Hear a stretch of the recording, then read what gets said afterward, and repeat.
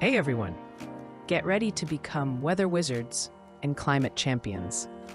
Today we're going on an exciting adventure to explore the amazing world of weather and climate.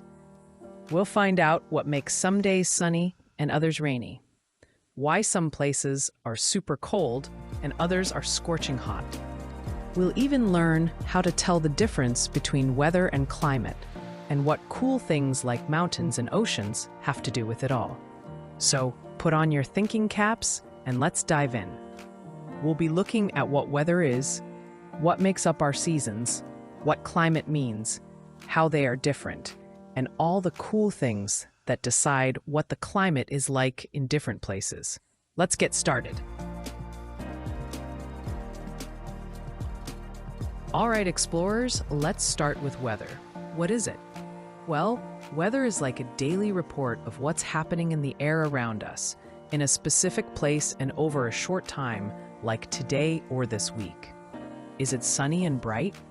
Or maybe it's windy, with leaves dancing around. Perhaps it's a rainy day, perfect for splashing in puddles, or even snowy and cold. Other weather conditions include foggy, where it's hard to see, cloudy, or just a bit breezy. Weather can change super fast. It might be sunny in the morning and rainy in the afternoon. Now, when a certain type of weather stays around for a few months, we call that a season. Think about it. We have spring, when flowers bloom and it gets warmer. Then comes summer, usually hot and sunny. After summer, we have autumn, or fall, when leaves change color and it gets cooler. And finally, winter arrives, often bringing cold weather and sometimes snow. In some parts of the world, like India, they also have a season called monsoon, which brings a lot of rain. So we usually talk about four main seasons: spring, summer, autumn, and winter. Weather and seasons really affect our lives, like the clothes we choose to wear, the yummy food we eat, the kinds of houses we build, and even the jobs people do. Here's a super cool fact for you. You know how we have different seasons like summer and winter? Well, it's not because the Earth gets closer or farther from the sun. It's because our Earth is tilted on its axis. Imagine a spinning top that's leaning a little to one side. As Earth makes its year-long journey, or revolution, around the sun, different parts of our planet get more direct sunlight at different times. This tilt and our orbit around the sun are what give us our amazing and different seasons.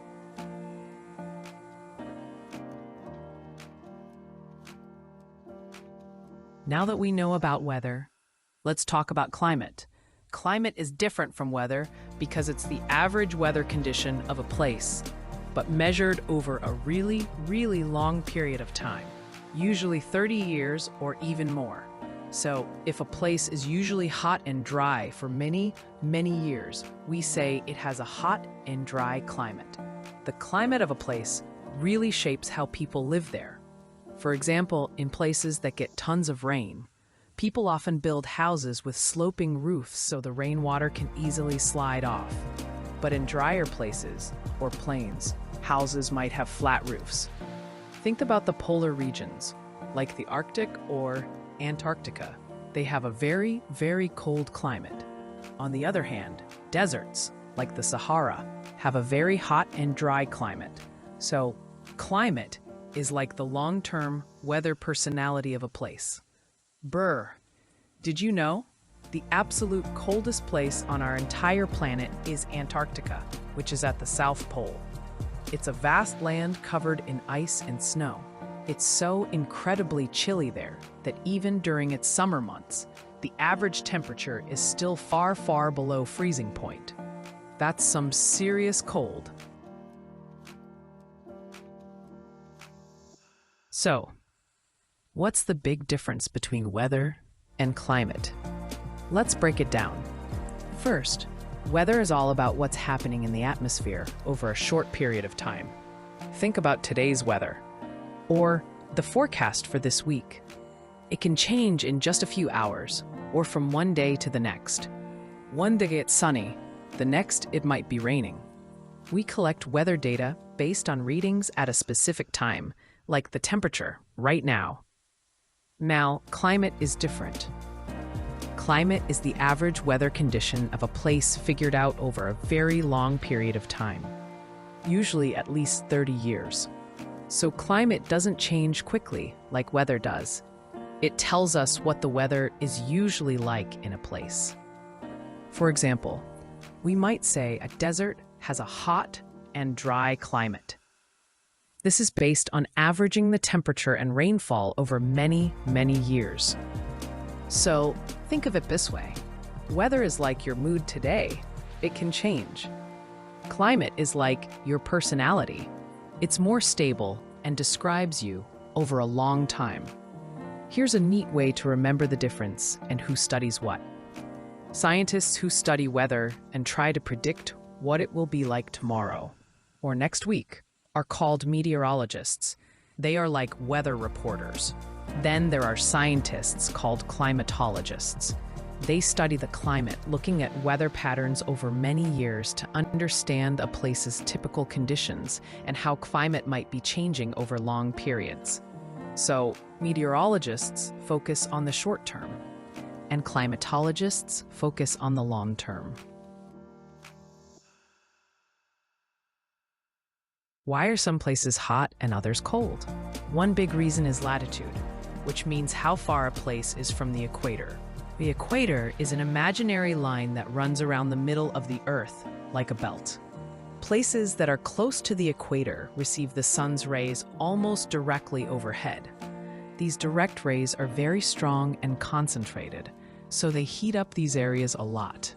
That's why countries near the equator usually have hot climates. Now, think about places near the North Pole or the South Pole. These areas are far from the equator.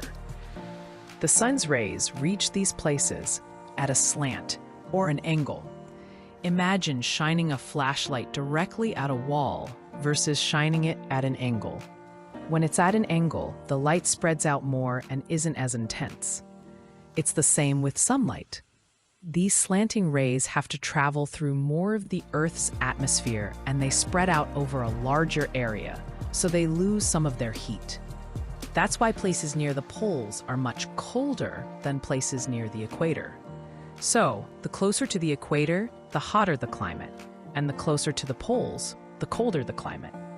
Imagine drawing a giant hula hoop around the middle of the Earth. That's like the equator. This imaginary line actually passes through 13 different countries in South America, Africa, and Asia.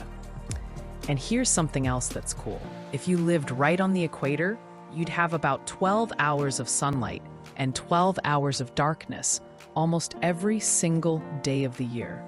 It's pretty balanced there. Another important factor that affects climate is altitude, or elevation. This simply means how high a place is, usually measured from sea level. Have you ever noticed that mountaintops are often covered in snow, even in summer? That's because the higher you go up, the colder the air gets. So, places located at high altitudes, like mountains, are generally much colder than places located at lower altitudes, like plains or valleys, even if they are at the same latitude. A really cool example is Mount Kilimanjaro in Africa. It's actually quite close to the equator, where you'd expect it to be very hot. But Mount Kilimanjaro is so incredibly tall. It has a very high altitude, that its peak is covered in snow and ice all year round. So even if you're near the hot equator, if you go high enough up a mountain, the climate becomes very cold. Remember, the higher the elevation, the colder it is. Here's a neat science tidbit. As you climb higher and higher, say up a mountain, the air gets cooler. There's actually a general rule for this. For every 100 meters you go up in altitude, the temperature usually drops by about 0.65 degrees Celsius. That's like saying for every 1,000 feet you climb, it gets about 3.5 degrees Fahrenheit colder. So if you start hiking on a warm day, you might need a jacket by the time you reach the top. Does living near the ocean make a difference to the climate? You bet it does.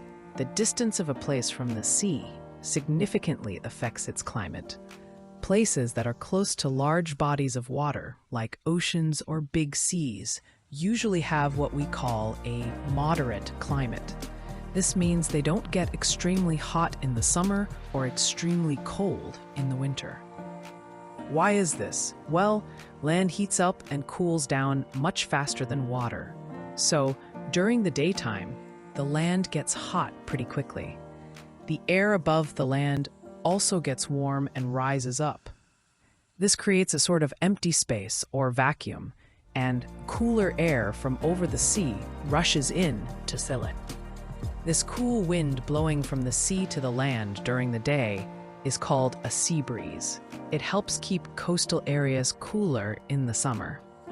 Then, at night, the opposite happens. The land cools down faster than the sea. So now, the air above the sea is warmer, it rises, and cooler air from the land flows out to take its place. This flow of air from the land to the sea at night is called a land breeze. These breezes, sea breeze during the day and land breeze at night, help to moderate the temperatures, keeping places near the sea cooler in summer and warmer in winter compared to places far inland. Think about a swimming pool on a hot day. The pavement around it might be scorching hot, but the water is still cool, right? And at night, the pavement cools down quickly, but the water stays warm for longer.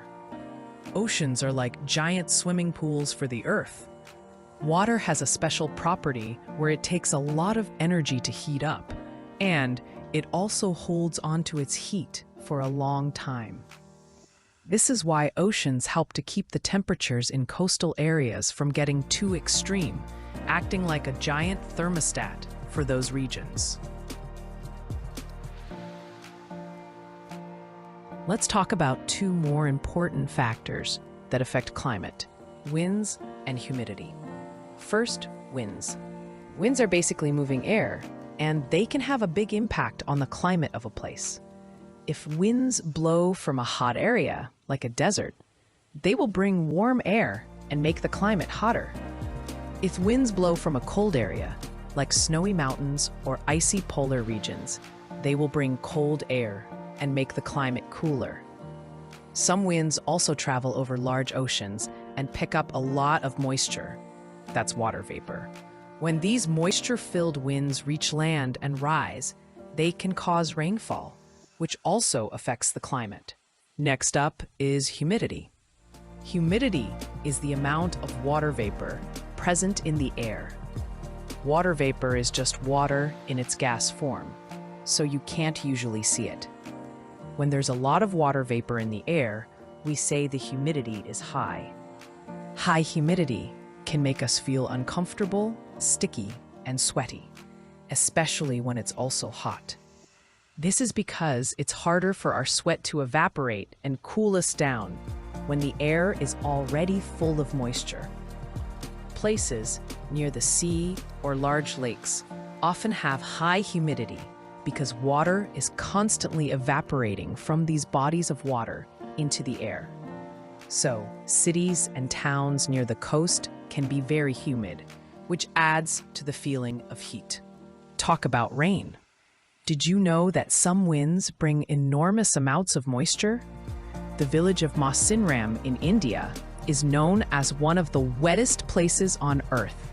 It gets hit by monsoon winds that have traveled over the warm ocean, picking up tons and tons of water vapor. When these winds reach the hills there, they rise and release all that moisture as rain. How much rain?